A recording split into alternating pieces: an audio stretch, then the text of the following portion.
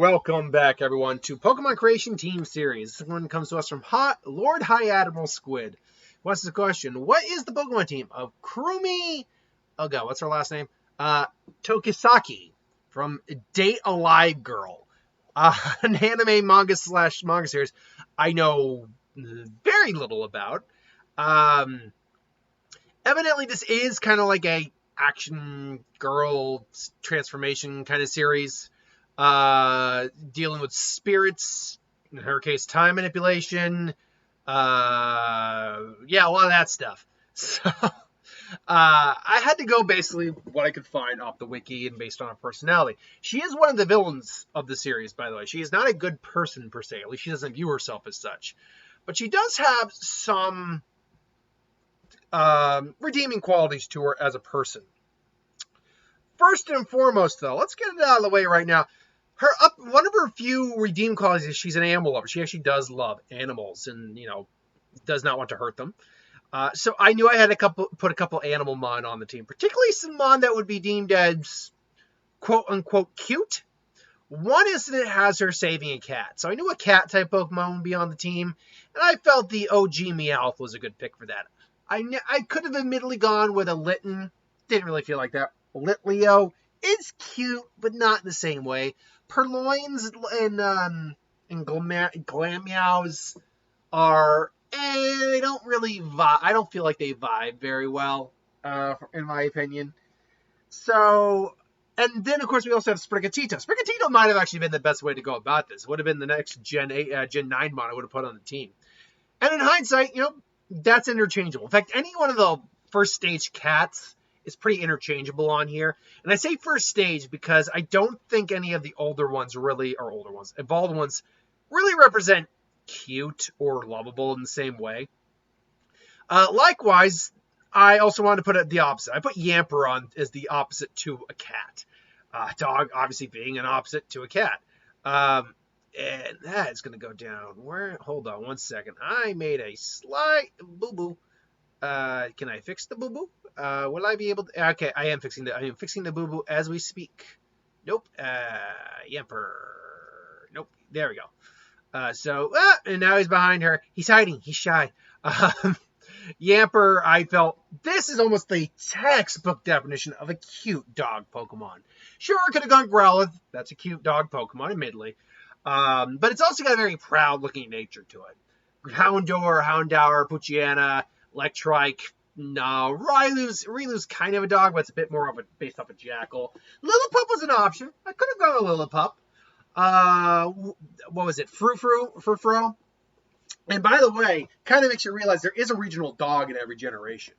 I think even Gen 8, there was a regional dog in every generation, and we're getting one this generation with Fido. Could have gone Fido. I could have gone Rockruff. Rockruff actually probably would have been a very good secondary option for a puppy.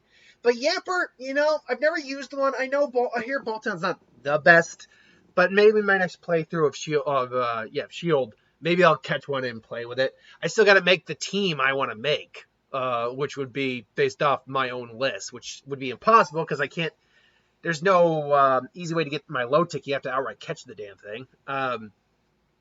But yeah, Yamper, it's a little corgi dog. It is a little corgi dog. You can get fish. You can get for him. Oh, you just want to get that fish a big smush. You want to give him kisses and snuggles. Yeah, I mean, look at that dog. You just want to snuggle that thing. So I knew for the love of animals, I wanted to go that route. But there are other things to address with this character that are a lot more sinister and more battle-oriented. These guys probably still have battle capabilities, no doubt. But she probably just takes care of them. They're on her team, and she will use them in a dire's pinch. They do have types the others don't. But she probably she's like, oh, I love you. We're going to destroy the world. We're going to erase the first spirit. That's what we're going to do, which is apparently what our goal was. Which leads us into one of her biggest abilities is to manipulate time through her bullets. She uses up her own time to give the effects of our bullets to other, or gives time-based effects to her bullets and manipulate time on some level. Her ultimate goal is to travel back in time to kill the first spirit, to stop, apparently, what are they called? The, something quakes, Let's see, clone the Space Quakes. Oh God, this series sounds so weird. Space Quakes. So there's also a little side thing I want to mention, that she has the ability to create clones. Now, we'll have another Pokemon on the team in just a little bit that can, to the best of my ability, learn Double Team. It can learn Double Team. In fact, I'm going to get the attack dex. I have Cerebi up right now, luckily. I'm going to get the attack dex up here real quick and find Double Team, just to be sure I'm right that any of them on this team can learn it. Because that is the closest you're going to get to a duplication ability in Pokemon. That or Substitute. And Substitute really isn't a clone ability. It is, as it says, a substitution ability. You are not there. So hold on here. Oh no. Telling me that the mon I have on my team can learn it. Telling me it can learn it. I wanted to learn it. Don't do this to me. Don't do this to me. No. Okay, you can learn it. Good. But yeah, so this mon can actually represent a bunch of those aspects of dual time, as there are only two options for time manipulation Pokemon. You have either Dialga, oh jeez. It's Diamond and Algia, I think. So it's Dialga. Dialga. Jeez, for some reason I can't pronounce it today. Dialga. Anyway, or Celebi. If you're talking about actual time travel, Celebi is the time traveling Pokemon. This makes more sense. Dialga literally manipulates time itself, whereas Celebi can just travel through time. So now, you might be arguing, well, doesn't that make Dialga the better option? Yes and no. Because Celebi also exists as multiple versions of Celebi across all different timelines. As we see in the fourth Pokemon movie, when the other Celebi was dying, the other versions of it came to... There, as far as we can tell, there isn't technically multiple Celebis. There's just, because it travels through time, Celebi exists on every timeline. That's at least my interpretation of Celebi's ability. There may very well be multiple Celebis. There might be. But because we do know that for some of these Pokemon, some of these mythicals, there do exist multiple of them. There all are multiple Deoxyses as far as we know. We know for a fact there's multiple Manaphy's and Phions. I believe there are multiple Darkrai's, though again, multiple does not mean millions or thousands. It could just mean 2, 3, or 4. I'm just racking my brains real quick. There are multiple Genesect, we know that. I think there might be multiple Diancies, maybe. And we know there's, for a fact, there's multiple Meltans. There are a lot of Meltans out there, which make the Melmel. But yeah, anyway, so it's not to say there might not be multiple Celebi out there. It's just the way I interpret that whole scenario in the movies, that Celebi, because it travels through time, they all came through time from different timelines to say it's all the same Celebi. It's just they're resurrecting that Celebi because maybe if that Celebi dies, they might die as well. Then again, maybe I'm completely wrong. They did say, oh, his friends came. It's like, yeah, maybe. Or maybe you just don't know the complicated mechanics of time travel. Who knows? So yeah, I chose Celebi for that.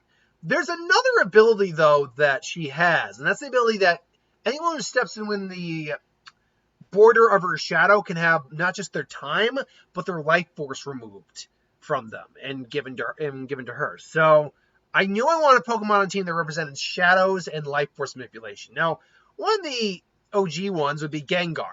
Gengar likes to hide in shadows. Most ghost types tend to absorb life force, so that makes sense. Gengar, and it's a bit more of a sinister type Pokemon, so that I did like this for one of them on our team. But the other one, it's one I don't use very often, but is Marshadow. This one, Shadow is in the same, it literally hides in shadows.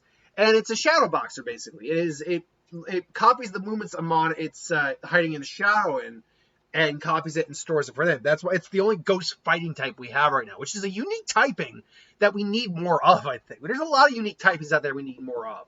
Someone correctly pointed out in the last video that Sableye is also a dark ghost type. I forgot about that when talking about Spiritomb. I still think I chose the right one for that, though. But no, yeah, I like this. Plus, it is a Mon that, from what I can understand, does have a somewhat mistrust of people. And very much, Kurumi, from what I can tell, doesn't just have a distrust of people. She has a loathing of people. Like, she does not. They are just food to her. So, while not quite the same extent as we get with Marshadow or vice versa, I do think this is a Pokemon that could fit on her team pretty well. The last Mon represents, well, her usage of bullets or guns. Now, you might be asking, well, how the hell does that work? There is no gun Pokemon. The closest you have is Remoraid, who is based off a pistol, especially if you see the beta designs. And Octillery is supposed to be based off a tank, again, especially if you see the beta designs.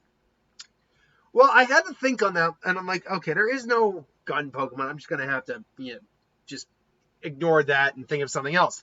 I'm like, but that is a pretty big part of her.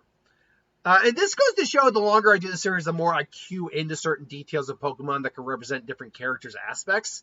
There is one Pokemon, believe it or not, that can represent a gun. Like, legit. That'd be Inteleon. Inteleon is, A, it's a secret agent. But B, its literal special ability is to shoot water bullets from its finger. Hell, its Gigantamax form is a sniper. It has a sniper rifle and it's in a sniper's nest.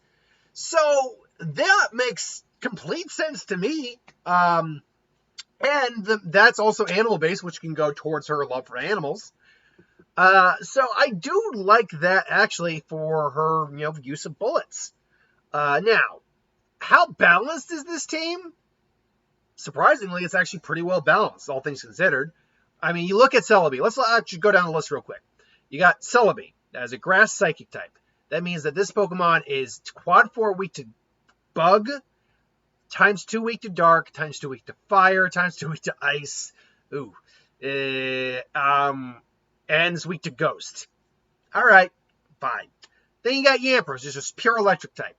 It's terrible against ground types, and terrible against steel types. I used to think it was terrible against rock types. I don't believe that's actually the case, though. 1 second here. I'm going to just get up an electric type real quick and see, get the type chart up here. Let's see here. Electric is... So yes, weak to steel. Actually, it is actually only weak, legitimately, straight out to ground. Now, it's resisted by a fair few, by 2 other elements, and I'm just completely, it's resisted by, damage dealt 2, that's my bad. No, damage taken, yeah. It is resisted by dragon, it is also resisted by steel, but actually it's not, it's neutral, steel's neutral, that's interesting, I always thought it was resisted. But it's resisted by grass, that's right, it's also resisted by itself. Most elements tend to be resisted by themselves. So, yeah, I mean, not the worst. And those are 2 types that actually aren't covered.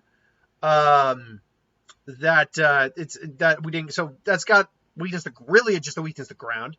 Meowth is a normal, which means it's only weak to fighting, really. Oh, actually, that's not entirely true. Normal, I believe, is straight out weak against rock, if I'm not mistaken, too. If I'm not mistaken. I could be dead wrong on that. Let's see here. Normal. Damage taken. No, yeah. It's only weak to fighting and it's immune to ghost, which vice versa is immune to it. Okay, that's another type that we hadn't covered yet. And then you get Marshadow. Now, Marshadow is an interesting one. Marshadow is immune to both fighting and normal types, so it has 2 immunities right off the bat. Dark helps neutralize its weakness. Sorry, fighting. Fighting helps neutralize its weakness to dark type moves. It goes just times 2, I believe, to psychic, or the ghost type at least makes psychic more neutral thanks to that. The fairy type, it's still times 2 weak against. Can't get around that. Same with flying. Can't get around that either. Come to think of it, fighting actually has, despite its power, fighting actually has quite a few weaknesses. Damage taken, weak to flying, weak to psychic. Weak to fairy. Yeah, it's got 2 times 2 weaknesses. But other than that, though, apart from the psychic, I should say. No, you don't. Sorry. Apart from the fairy and the flying. Apart from the flying, really, it doesn't have any strong weaknesses apart from fairy and flying. Then you get Gengar, which because of the poison type, the psychic type does kind of get through. Same with the ground type and the steel type. Pale Steel's immune to any those attacks. Dark type is still going to get hit hard by. So Gengar's not that bad. And then Inteleon's basically got grass, electric, and flying. So you know what? This is actually a surprisingly balanced out team. There are 2 ghost types, but they... and I'm sorry. I'm having a stomach moment here. Some moment I think I need. I'm not going to go into any gory details. Just going to say, I think I can feel something that I need coming up. But yeah, despite the fact there are 2 ghost types on the team, the fact that they have 2 different typings along with the ghost type actually helps balance that team out pretty much. Except for the ghost, there is no repeat typing on this team, which is actually very important for a balanced team. So, you know what? This is not a terribly unbalanced team. It's got a lot of weaknesses, sure, but that's just because it comes from the types. Ultimately, I mean, what do you think? Do you like this team? Do you think it is a good team? Would you, if you know this character better than I do, which a lot of people probably would, how balanced do you find this team? Let me know, though. Until then, thanks for watching. Hope you enjoyed. Like, comment, share, subscribe, and I'll see you again next time.